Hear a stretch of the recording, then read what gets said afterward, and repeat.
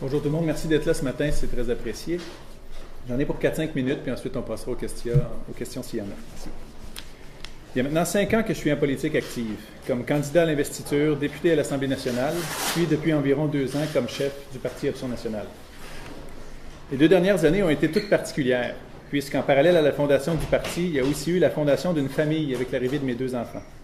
J'ai cru au départ qu'il serait possible, avec de la volonté et beaucoup de travail, de mener les 2 chantiers de front. Je me rends maintenant compte qu'il est pénible de conjuguer ces 2 projets sans devoir inévitablement en négliger un pour m'occuper de l'autre. Et trop souvent, c'est la famille qui tombe dans la première catégorie. J'ai donc pris la difficile décision de me retirer de la vie politique le temps que ma situation familiale soit plus propice à un engagement aussi intense et entier que celui de faire de la politique active. Je tiens à souligner plutôt 2 fois qu'une que contrairement à la formule habituelle du cœur qui n'y est plus, mon cœur y est toujours et à 100%. C'est la réalité personnelle et familiale qui est la mienne qui m'incite à prendre cette très difficile décision. Aux membres d'Option nationale, ce parti est votre parti. Vous l'avez bâti et vous y êtes chez vous. Je vous invite à continuer à agrandir la demeure et à l'embellir à votre goût. Je suis fier d'avoir pu y contribuer avec vous au meilleur de mes capacités ces 2 dernières années. Option nationale a plus que jamais sa raison d'être. Quand la moitié d'une population se prononce en faveur de la souveraineté lors d'un référendum, il serait insensé qu'aucun parti politique ne travaille activement à faire progresser cet appui au-delà du 50 %. Dans le paysage politique actuel, seule Option nationale a le courage de le faire véritablement. Derrière la nouvelle de ce matin, qui en attristera peut-être certains, je vois une formidable occasion pour tous les leaders naturels que j'ai rencontrés ces derniers temps de se signaler et de faire en sorte que se poursuive le travail. Laissez-moi rappeler les faits. En quelques mois, en pleine période de cynisme politique ambiant, un tout nouveau parti réussit à recruter 8000 membres, à présenter 120 candidats dans toutes les régions du Québec, à recueillir plus de 80 000 votes à sa première élection malgré ses moyens limités et plusieurs appels au vote stratégique, et à doubler son niveau d'appui dans les sondages depuis cette première élection. À mes yeux, un tel parti peut et doit continuer à faire progresser la cause qui l'a vu naître. Depuis sa fondation, Option nationale a intéressé pour la première fois des milliers de gens à la politique et à la souveraineté, en bonne partie des jeunes. Une telle réussite vaut de l'or pour une société. L'espoir qu'incarne Option nationale pour tous ces gens doit se poursuivre. Le Québec en a besoin. Je veux remercier du fond du cœur les centaines de militants qui ont donné du temps pour bâtir ce projet. Merci aux 2 directeurs généraux avec qui j'ai travaillé depuis la fondation du parti, Florent Michelot et Sarah Désilets-Rousseau, et ainsi qu'à toute l'équipe de la permanence, bien sûr. Merci à Nelly, qui a orchestré la plus efficace campagne web de tous les partis, et à toute l'équipe qui a joué un rôle de premier plan dans l'immense succès du dernier congrès national. Merci aux membres des 2 conseils nationaux que le parti a eus jusqu'ici. Je souligne d'ailleurs la présence de plusieurs membres du Conseil national, dont le président de la commission politique, Nick Payne, et bien sûr la présidente, et maintenant chef par intérim selon nos statuts, Mme Nathalie Dufour.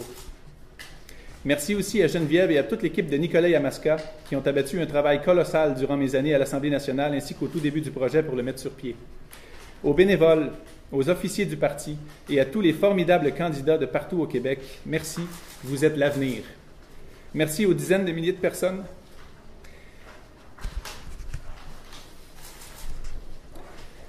Merci aux dizaines de milliers de personnes.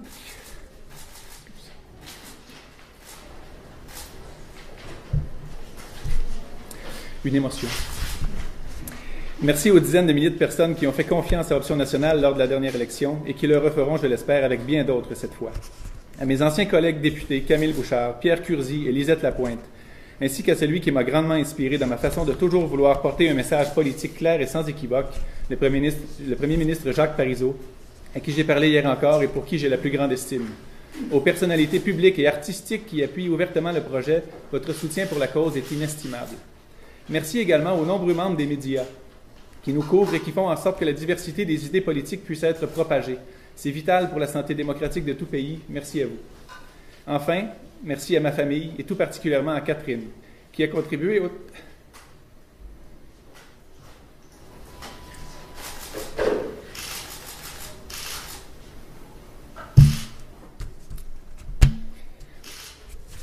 Ça fait du beau direct, hein, excusez-moi.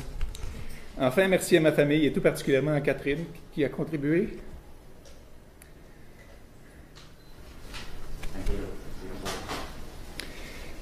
autant que moi au projet en se démenant 2 fois plus durant mes nombreuses activités politiques. Excuse.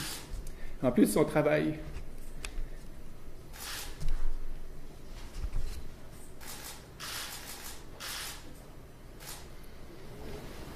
Mes excuses. Mon message aux souverainistes est fort simple. Continuez, vous avez raison. La souveraineté est incontournable et nécessaire. Et le destin naturel de la nation québécoise est de pouvoir décider elle-même de ce qu'elle devient et comment y arriver. Je prends aujourd'hui cette décision avec le cœur lourd, mais je vous regarderai aller avec intérêt et j'en suis certain avec fierté devant les résultats de votre travail.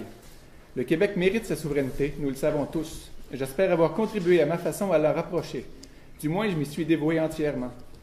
Sachez que je me souviens de vous et que nous nous reverrons. La cause est trop importante. Merci beaucoup tout le monde, bon travail et à la prochaine fois.